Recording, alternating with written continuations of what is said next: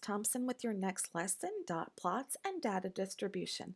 By the end of this lesson, you should be able to display, summarize, and compare data in dot plots.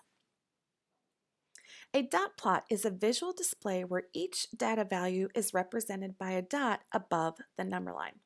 A dot plot shows the frequency, or how many times each of those data values occurred. So if we're looking at a baseball team's runs that were scored in games for several weeks, we will notice that we have all of our data written down here. This data has already been plotted in a dot plot for you. A couple things to note with a dot plot is the first thing we need is a proper number line. Now, number lines should span all of the data that we have recorded. So if I'm looking at my baseball score data, I see 1 is the lowest and 6 is the highest. So I know my number line has to span through those numbers. So we were able to go by ones. Now, if I had data that was going from 1 to say 57, would I want to create a number line that went by ones? Probably not, because that would take way too long. So maybe I would go by tens in that instance. Just make sure that those intervals are exactly the same. Okay? The second thing I want you to notice is that in my dot plot, the frequencies are written in kind of a straight line. So for example, all of these are the first occurrences of those runs. These are the second occurrences of the runs. We want to make sure that we have all of those in a straight line because with a dot plot, it's pretty easy to determine the mode of the data. You'll see that the mode is going to be the highest peak. That's the one that had the most occurrences. So 4 runs scored would be the mode in this instance. Now, if I did not keep them in order, and let's say I had 3 more runs scored for 5, do you see how this looks like it's the same height?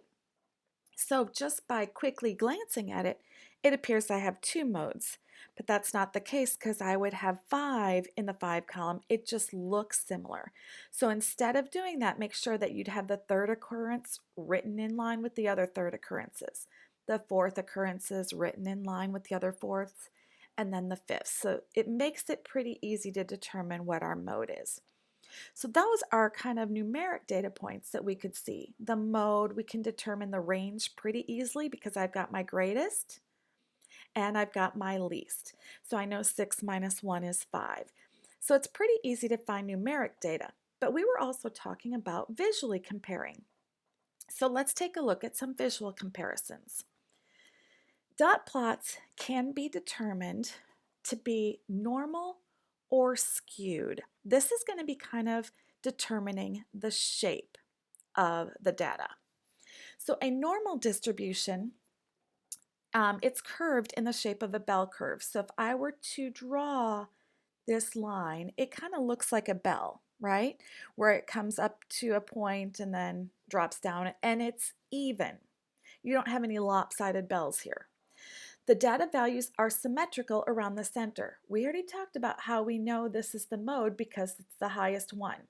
So what this is telling me is if I took my mode and drew a line and folded this data over, it would line up exactly the same. That's what it means by symmetric. And the third piece of information, this is really important, is the mean, the median, and the mode are all equivalent. So if I know my mode, let's say this was 5, if I know my mode is 5, then my median must also be 5 and my mean must also be 5. So that's what we call a normal distribution. Now, a skewed distribution is not normal. You'll see how this does not look like a bell at all. It looks like a bell with a dent in it, right? So these are not symmetrical data points. They are not. If I were to fold this down the line, down the center, that's our mode. We know it's the mode because it's the highest. If I were to fold this over, you'll see that those two sides are not symmetrical. And really important, the mean, median, and mode are not equivalent in a skewed data point. Okay, that's some important information. You can describe the spread by identifying the least and greatest values. That's easy. We don't have any number lines here, but I know my greatest values to the right and my least values to the left. We can also look for outliers. Now, outliers might be new vocabulary for you. Outliers are data values that are either much greater or much less than the other data values. So let's look at our skewed dot plot here. It looks like it's pretty normal. Let's say I had a point way out here. That's what we would call an outlier because it's really considerably further away from the other cluster of data points. So that's what we're going to be looking at when we visually compare dot plots. Let's take a try and see if you can determine which are normal or skewed data distributions. Let's look at the first one. I'm going to look at my shape and determine, yeah, that looks like a pretty lopsided bell, doesn't it? And here's the key piece of information. The mode, the median, and the mean are not the same. So automatically, I know this is a skewed distribution. It is not normal. Let's look at the second one. If I were to draw my bell curve, it looks like a bell, doesn't it? The mean, median, and mode are all the same, and it looks like if I were to fold this over along its center, it would be symmetrical. So this one looks like a normal data distribution. Pretty easy to determine those visually. So now we've talked about comparing them visually and numerically. Let's go ahead and try one together. The coach of a soccer team records the number of goals scored by the team during the season. Use the data to make a dot plot. Well, remember, the first thing we're going to do is create our number line. And before I put any values in there, I want to see what my lowest and my highest are. It looks like I have a 0 all the way up to 10. So I know that my number line must span from 0 to 10.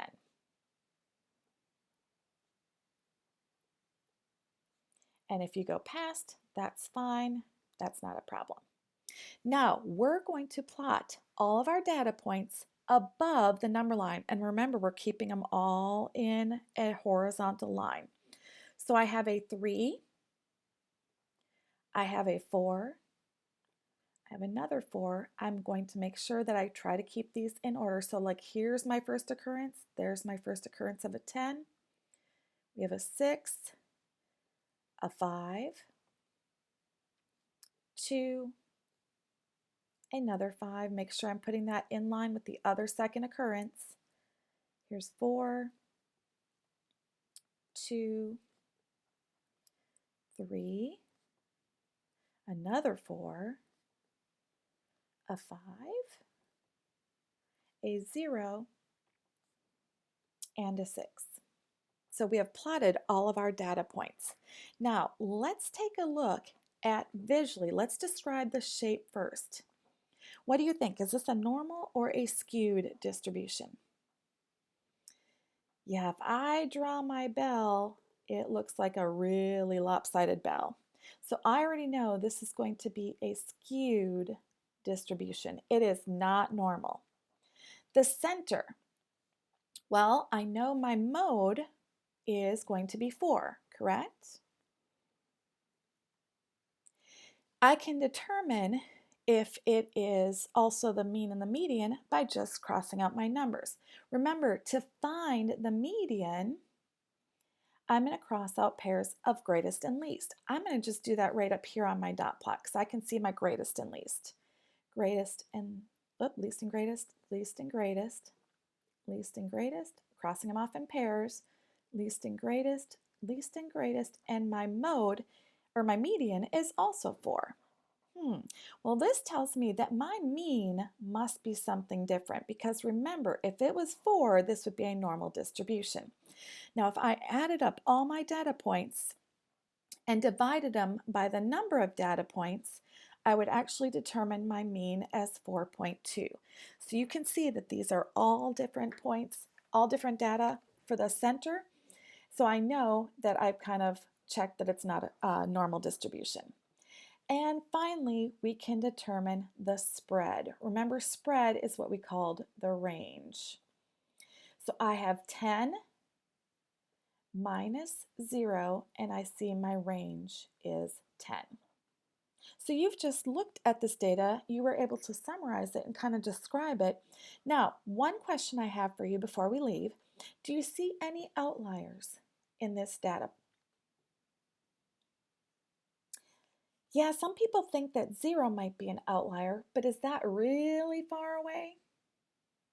I'm not sure it's far enough away to call it an outlier, but I definitely think this 10 is an outlier, right? Very infrequently would you get those 10 goals. I see most of the cluster of the data is down here between 2 and 6.